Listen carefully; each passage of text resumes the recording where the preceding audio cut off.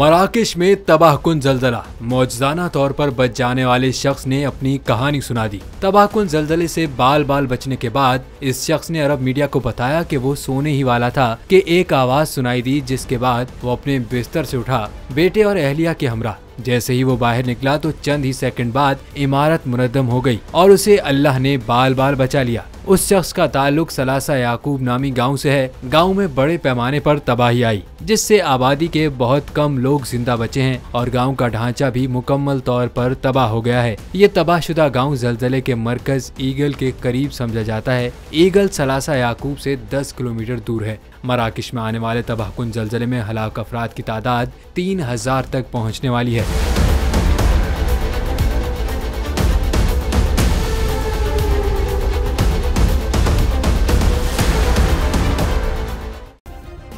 Subscribe करें और bell दबाएं ताकि कोई खबर रह न जाए।